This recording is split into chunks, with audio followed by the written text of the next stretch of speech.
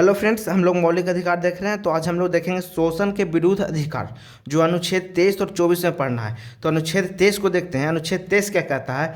बलात् श्रम, जबरदस्ती श्रम तथा, जिसको बलात् श्रम को जबरदस्ती श्रम कहते हैं, तथा बेरोजगारी, बिना वेतन और मानव तस्करी पर प्रतिबंध लगाता है। जैसे कि जबरदस्ती काम करवाना और पैसा नहीं देना, ठीक, बेरोजगारी करवाना, इन और मानव तस्करी करना, इन सब चीज़ों पे अनुच्छेद 23 प्रतिबंध लगाता है। ठीक, अनुच्छेद 23 प्रतिबंध लगाता है। तो अनुच्छेद 23 हम लोग देख लिए।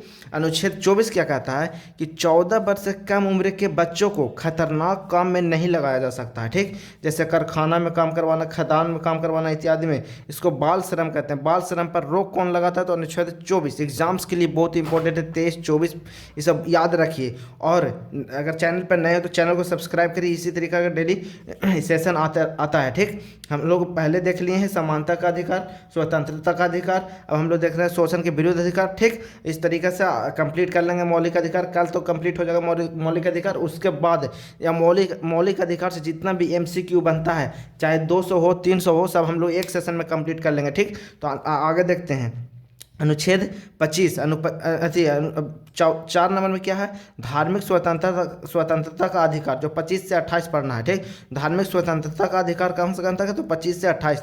तो अनुच्छेद 25 में अंतःकरण की चर्चा, अर्थात व्यक्तिगत धार्मिक स्वतंत्रता की चर्चा है। ठीक, इसमें इसका कहने का मतलब है कि व्यक्तिगत धार्मिक स्वतंत्रता है। अगर आपको अंदर से जो धर्म मानने का मन कर रहा है वो धर्म मानिए, कोई नहीं रोक सकता। अनुच्छेद 25 आपको ये स्वतंत्रता देता है। ठीक, इसके तहत सिखों के कृपान, अनुच्छेद 25 के तहत सिखों के कृपान, सिख अपने कृपान रखते हैं। मुस्लिम को दाढ़ी रखने की स्वतंत्रता है। हिंदू को टीक रखने की स्वतंत्रता है अनुच्छेद 25 के तहत। याद रखिए, बहुत इंपॉर्टेंट है ये सब।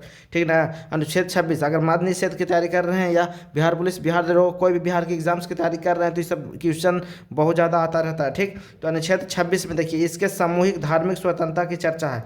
अनुच्छेद 26 में इसमें सामूहिक धार्मिक स्वतंत्रता की चर्चा है। इसके तहत यज्ञ हवन करने, धार्मिक संस्थान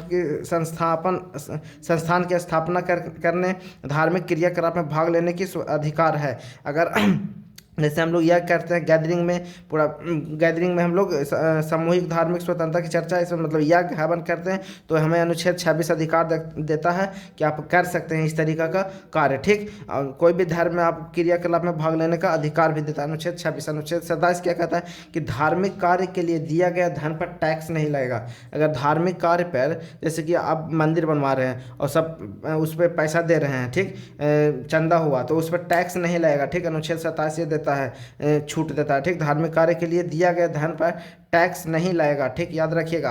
अनुच्छेद 28 क्या कहता है कि सरकारी धन से चल रहे संस्थान में धार्मिक शिक्षा नहीं दी जाएगी।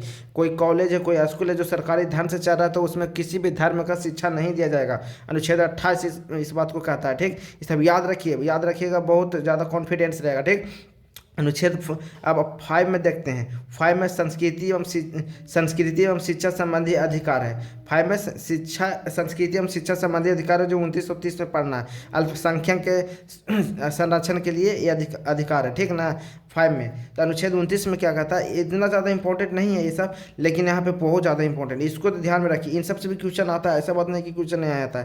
तो अनुच्छेद 29 क्या कहता है कि अल्पसंख्यकों के हितों की संरक्षण करता है। इसमें अल्पसंख्यकों की रक्षा है और कहा गया कि किसी भी अल्पसंख्यक को इसकी भाषा या संस्कृति के आधार पर किसी संस्था प्रवेश नहीं रोक सकते हैं। ऐसा नहीं है कि मतलब कि जैसे अल्पसंख्यक है तो वो अगर कोई संस्था में जाना चाहता है तो उसको आप उसकी भाषा और संस्कृति के आधार पर उसको ऐसा नहीं कह सकते हैं कि आप नहीं आ सकते हैं, यहाँ पर से जाइए। ये कहना दंडनीय अपराध होगा। अनुच्छेद 19 से बात कहता है। ठीक, अनुच्छेद 23 क्या कहता है कि अल्पसंख्यकों को शिक्षा का संरक्षण देता है। अनुच्छेद 23 ठीक, अनुच्छेद 23 शिक्षा, अल्पसंख्यकों की शिक्षा के संरक्षण देता है। अल्पसंख्यक यदि बहुसंख्यक के बीच में शिक्षा लेने से संकोच कर रहा है तो अल्पसंख्यक अपने पसंद की संस्था खोल सकते हैं और सरकार उसे पैसा, उसे धन भी देगी। ठीक ना, अनुच्छेद मतलब समझ रहा है ना कि अल्पसंख्यक अगर बहुसंख्यक के बीच में शिक्षा लेने से मतलब कि संकोच कर रहा है, उसको बढ़िया नहीं लग रहा, अच्छा नहीं फील कर रहा है, तो मतलब अल्पसंख्यक है जो अपना संस्था खोल सकता है और सरकार उसके लिए धन भी देगा। अनुच्छेद 23 बात को कहता है। ठीक,